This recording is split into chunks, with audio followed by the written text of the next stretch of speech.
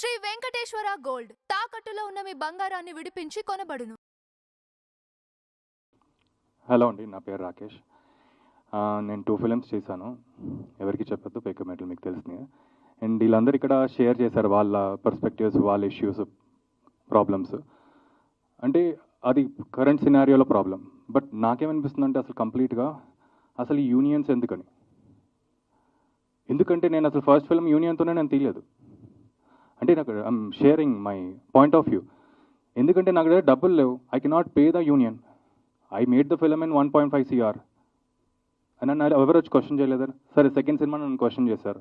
అంటే నేను ఓపెన్గా చెప్తున్నా, let me just be frank. పేక్మేడ్లు అనే సినిమా సరే యూనియన్ ఇంకా నాన్ యూనియన్ కలిపి చేశాను. నాకు అది 2.5 crore అంత అయింది. నాకు నష్టపోతే నాకు ఎవరు వచ్చేం చేయలేదే. ఇప్పుడు నేను మొత్తం యూనియన్తో చేశాను. 8 crore అయింది నాకు. అంటే నేను ఆల్మోస్ట్ 1 year నుంచి నేను ఆ 8 crores బిజినెస్ చేయడం నా వల్ల అవ్వట్లేదు. మీకు బిజినెస్ అవుతుందని తెలుసు, అసలు ఎవరికైనా బిజినెస్లు అవ్వట్లేదు చిన్న సినిమాలకి. ఇప్పుడు ఓటీటీ ప్లాట్ఫామ్స్ లేకపోతే శాటిలైట్కో వెళ్తే స్టార్ క్యాస్ట్ అడుగుతున్నారు. వాళ్ళెవరు కంటెంట్లో ఏం ప్రిఫరెన్స్ ఇవ్వట్లేదే. వాళ్ళ ప్రిఫరెన్సెస్ మారిపోయినాయి ఎప్పటి నుంచో, పోస్ట్ కోవిడ్ నుంచి. ఇప్పుడు మేము ఇలా సినిమా ఇప్పుడు నేను ఎలా బిజినెస్ చేయాలి నేను?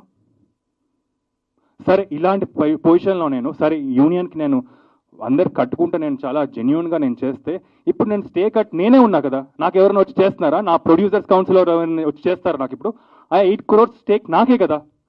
ఇంకొక ప్లస్ 2 crores వేసుకుని ఇంకొక 10 crore నేను ఇప్పుడు మార్కెటింగ్ పెట్టుకోవాలి. ఇప్పుడు ఏమన్నా అవుతాయి, నేను పోతా. అలాగే సేమ్ పరిస్థితి మా అందరిది. ఎవ్వరు చేయరండి. ప్రొడ్యూసర్ పోతే ఎవ్వరు వచ్చి మాకు ఏం ఆదుకోరు.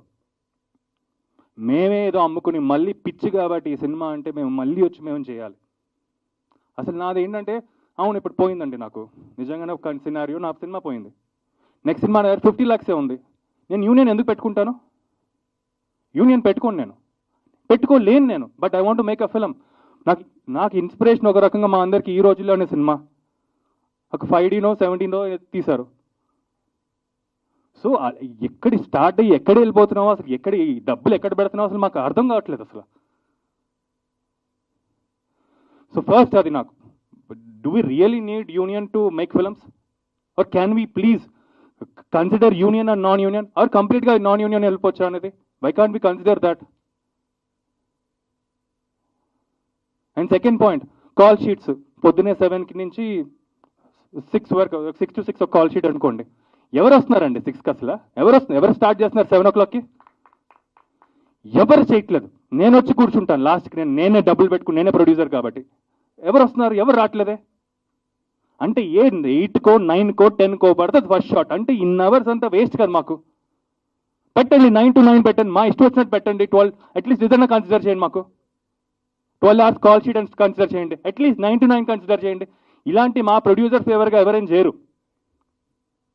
నిజంగా మా యూనియన్ ఎవరు అసలు? నిజంగానే మమ్మల్ని వచ్చి ఆదుకుందా ఎవరిని వచ్చి? So this is what I'm pitching from my side. అసలు do we really need union to make films? Second, నిజంగానే ఆ కాల్ షీట్స్ ఫాలో అవ్వాలా? ఆర్ 12 hours కాల్ షీట్ ఎప్పుడైనా మనం ఫాలో అవచ్చా అని?